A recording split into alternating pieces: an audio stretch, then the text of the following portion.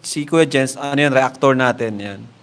Official reactor. Hello mga kalingap! Welcome back sa aking YouTube channel, this is Kuya Jen. So kung bago ka lang sa aking YouTube channel, huwag niyo pong kalimutan mag-subscribe at click the bell button para lagi updated sa mga bago upload na video. At huwag po natin kalimutang suportahan ng Badong Kalingap sa pangunguna ni Kuya Val Santos Matubang, Ate End of Vlog at syempre Kalingap Rob. At pakisuportahan din po ang aming mga kasamahan sa Badong Kalingap. Nandiyan po ang K-Boys, Kalingap Partner, Kalingap Reactor at lahat po ng charity vloggers sa buong Pilipinas sa tumutulong sa mga kabayan nating nangangailangan at may hirap. Suportahan po natin lahat, guys. So ngayong araw mga kalingap, bibigyan ko po kayo ng mga bagong update mga kalingap at balita at bulong patungkol po kay Carla at kay paring Jomar mga kalingap. Nung nakaraang araw nga po mga kalingap ay nalaman po natin na lilipat na po ng apartment sila Carla para nga naman po mga kalingap mas buwelo, mas makafocus po sa pag-aaral at mga kalingap masolo po nilang magpinsan ni Rose Ann ang bagong apartment. Subalit mga kalingap, meron po tayong nababalitaan na merong isa mga kalingap na makakasama po nila, na yun po ang ibubulong po natin sa inyo ngayon mga kalingap. Pero bago yun mga kalingap, panoorin po muna natin yung naging live ni Kalingap Rob patungkol po kay Carla kagabi. Tara panoorin po natin mga kalingap. So ayan po ito po nilinaw sa atin ni Carla. Makinig po kayo guys, sa mga nang babash diyan kay Carla. Guys, sa mga may mga haka-haka about kay Carla, may mga speculation, ito po yun. Ito po yung nilinaw niya sa atin. So ito po yung nilinaw sa atin ni Carla. May chat siya sa akin kanina, actually. So itong sabi niya, Kuya Rob, good evening po. Gusto ko lang pong humingi ng pasensya sa inyo if sa tingin niyo po na hindi ako masyadong active at responsible sa pag-vlog. Kasi super busy na po. Nape-pressure po ako sa pag-aaral. May mga issue lang po akong nalaman. Na kesyo po, baka nagde-direct na po ako sa sponsor. Na kesyo alis na po ako sa Kalingap. Which is hindi po yun totoo, Kuya Rob. Never po ako tumatanggap ng pera na hindi nyo alam. At lalong hindi po pinapadaan. Ayun na hindi nyo po alam at lalong hindi po pinapadaan sa inyo. Saka wala din naman pong sponsor na nagdedirekta sa akin. Kasi alam naman po nila ang policies nyo po. Pasensya na po, Kuya Rob. So, yun yung nilinaw sa atin ni Carla. Kaya sa mga na gaano sa kanya, mga may sinasabing masama about sa kanya, ay tigil-tigilan nyo na po isangkot sa mga issue. Ayan, si Carla. Kasi yun lang naman, may reason kung bakit. Siyempre, affected din talaga ng mga, lalo na pag about sa personal. Dapat ayusin muna natin yung sarili. Kaya ang pangit naman ng di ba, ng gano'n na nga ng may problema, tapos hahayaan na lang. Kaya yun po yun po yung nilinaw sa atin ni Carla, kaya nung minsan hindi siya nakakasama. Yun po yung nilinaw sa atin ni Carla, kaya minsan ay hindi siya nakakasama.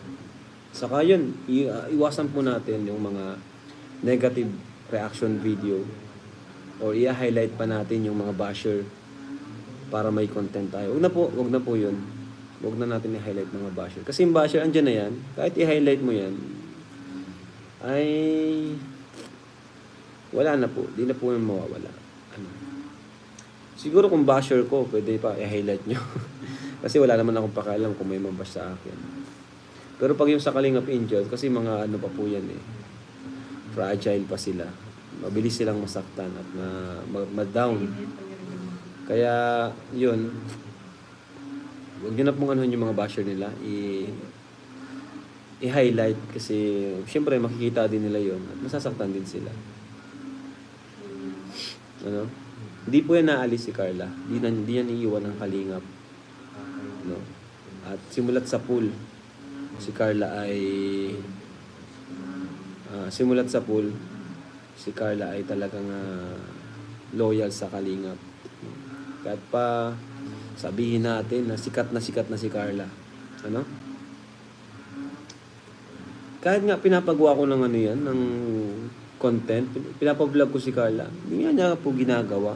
Ano? Hindi niya ginawang mag-vlog. Kasi sabi ko, mag-vlog ka kahit isa para makaipon tayo ng subscribers mo. Ano? Kasi habang sikat ka pa, ay makaipon tayo ng subscribers mo. Pero hindi niya ginagawa. Ewan ko kung kailan niya gagawin yun. Kasi yun naman ang yun naman ang ano ko sa kanya. Ina-advise ko sa kanya. Kaya yun po. Kung ano, matagal na niyang ginawa yun. Kung talagang alis siya sa Kalingap, matagal na pong ginawa ni Carla. Pero hindi niya po ginawa. No? At hindi niya po yun ano, gagawin. Kaya wag po nating i-bash si Carla. Sa mga reactor dyan, tigil-tigilan niyo po si Carla. Ano? Yung lahat na lang ng gawin ni Carla ay gagawa ng reaction video. Ano? Wag na po. Wag na. At nadidistract yung bata. Nadidistract po yung bata.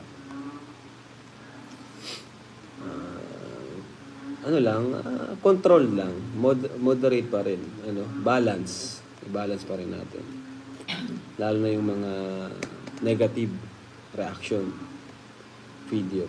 So ayun mga Kalingap, so dito muna tayo sa loob ng sasakyan natin magre-resume po ng ating reaction video dahil hanggang ngayon po mga Kalingap ay wala pa rin pong kuryente dito sa lugar po namin, sa barangay po namin. Kahit po tapos na ang bagyo, pero ang mabuti naman po sa lahat ay wala na po masyado na perwisyo dito po sa pagdaan ng bagyong Enteng sa Daet po mga Kalingap. At grabe po ipagpasalamat pa rin po natin na kahit wala pa rin kuryente ay ang importante wala pong nasaktan at wala pong na-damage na mga properties. So yun po mga Kalingap, katulad nga po ng napanood po natin ay po sinabi na rin po ni Kalingap Rab, napanood natin, pinaalala ni Kalingap Rab na para po sa mga gumagawa ng negative reaction sa mga beneficiary, sa mga Kalingap Angels, lalong-lalo na po mga Kalingap kay Carla, ay iwasan po natin ang paggagawa ng reaction video na makakasira sa mga angels, makaka-discourage at magbibigay po sa mga Kalingap Angels ng stress dahil napakarami na po nilang pinagdadaanan mga Kalingap, napakarami na pong iniisip ng ating mga Kalingap Angels.